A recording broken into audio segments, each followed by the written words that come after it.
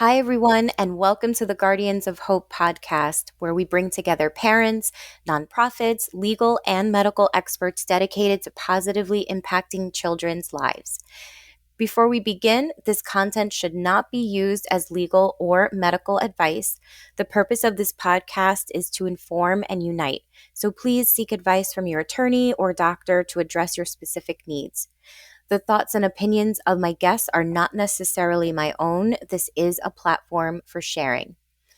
This episode is focused on fentanyl poisoning in children. So, before we start, if this might trigger you or anyone who's listening around you, now is the time to turn this episode off. A recent study from Yale University examined the nation's fentanyl crisis among children. According to the study, in 1999, only 5% of opioid deaths in children were due to fentanyl. But in 2021, the drug was responsible for 94% of deaths.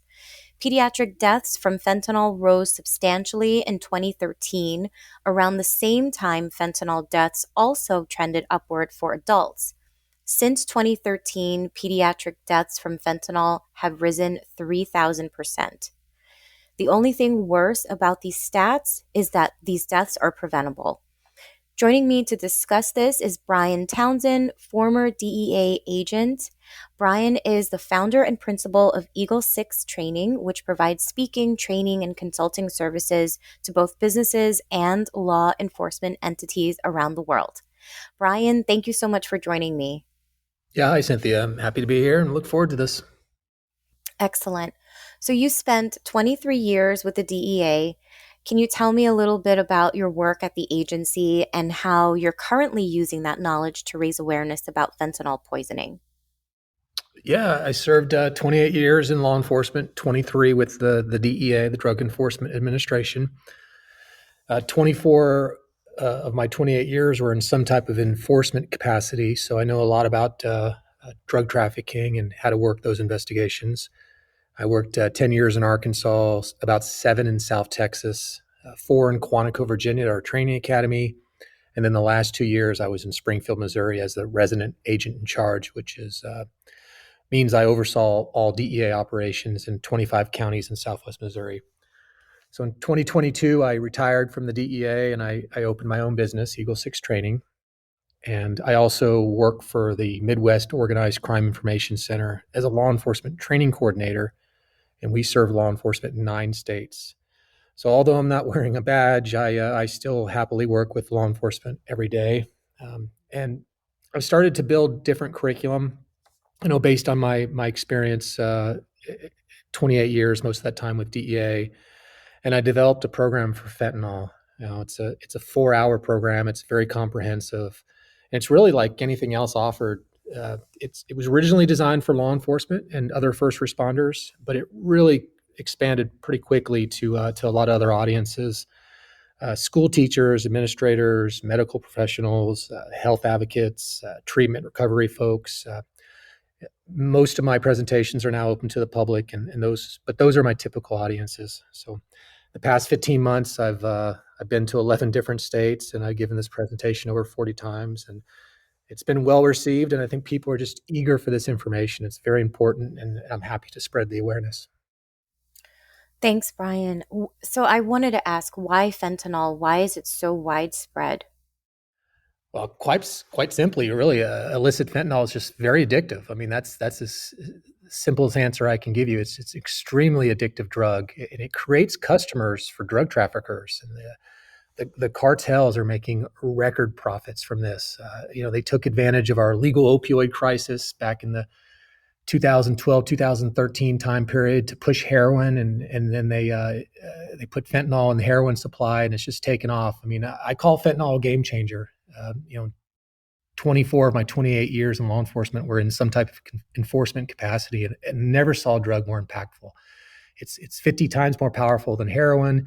It's a lot cheaper to make. It's fully synthetic, so you no longer need the plant. It's just all chemicals. And these pills cost the cartels just pennies to make. And they've just saturated the market, and it's an extremely addictive drug. Tell me how children are exposed to fentanyl. most commonly through pills. Oxy, Adderall, Xanax, Percocet. I mean, you name it. Fentanyl's found its way into our drug supply. It's everywhere. Cocaine, meth, heroin, if you can find it, even marijuana, but that's pretty rare. Pills is the big way, especially for kids. If there's a counterfeit pill out there, there's a good chance it'll contain fentanyl. Hmm. And they can find it anywhere, is what you're saying. Like it can be found, a child can get a hold of it anywhere. Yeah, absolutely. It's all over our drug supply. I mean, nothing's immune from fentanyl. I mean, it has found its way into everything. Like I said, most commonly the pills when it comes to children, but because but it's still, I mean, cocaine, methamphetamine, heroin. I mean, that's heroin's how it originally came into the drug supply, was through the heroin, and then from there it's gotten to everything. Huh. So let's talk a bit about why kids are more at risk or susceptible. The focus of this podcast is child advocacy. So I might want to bring it home for everyone who's listening. Why are they more susceptible to poisoning or overdose? Sure, I think there's two reasons. First is the teenage years are typically when people experiment with drugs, and the second reason is they don't have the knowledge. They're not getting the information they need to make informed decisions. Only 2 milligrams of fentanyl is considered a lethal dose. I mean, 2 milligrams is maybe a few granules of salt or sand. And I don't know if you drink coffee or not, but your typical sugar packet is about about a gram. So a gram's 1,000 milligrams. So if 2 milligrams of fentanyl is a lethal dose, there would be 500 lethal doses in that one typical package of sugar. 500. And that's how little it takes to kill someone. And people just don't know that, especially our children. And like I said, the teenage years are critical for all types of experimentation. And statistically speaking, if people are going to experiment with drugs or alcohol, it's usually in their teenage years. And that hasn't changed from any generation. But what has changed is that, like I said earlier, fentanyl is in our drug supply. So now we have a drug that only 2 milligrams is enough to kill you, and it's made our way into everything. And kids are experimenting now with drugs, and they're dying from first time drug use. I mean, it is. I can't say it enough. It's a game changer. I've never seen a drug more impactful. Hmm. And being that it's so potent and kids' bodies are much smaller than adults, right? That makes it 100 times worse, I'm sure. Absolutely. I mean, they don't have the tolerance to it. Smaller bodies, yeah, absolutely. All those factors play into it, and it's devastating children. Does Narcan or Narcan, am I saying that right, Brian? Yeah, Does that work in the it instance? does. Hmm. It does. It reverses. So what happens is when you take an opioid, it attaches itself to the opioid receptors, and that's what blocks or reduces the intensity of pain. So Narcan kicks that opioid off its receptor, and it blocks the opioid from doing what it does, because it doesn't take a lot of opioid, especially this illicit fentanyl, to uh, to kill you, to stop your breathing. I mean, your brain tells your heart, "Hey, I got this," and your heart slowly stops beating, and obviously you'll die. So Narcan, naloxone, is a medication that prevents that. It I hate to use the word reverse, but that kind of what it does. It stops the overdose, and it prevents the opioid from doing the damage that it was intending to do. Got it. Thanks, Brian.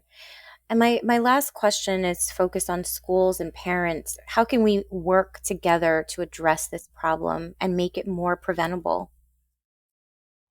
Education and awareness programs work, and there's a lot of programs. There's a lot of people out there like myself who are providing accurate information to kids, and just giving them good information, because they're going to get information somewhere, whether it's their friends, drug traffickers, social media. We got to give them real information, accurate information, and we got to let them know that there's risks and there's consequences for the things they do in life.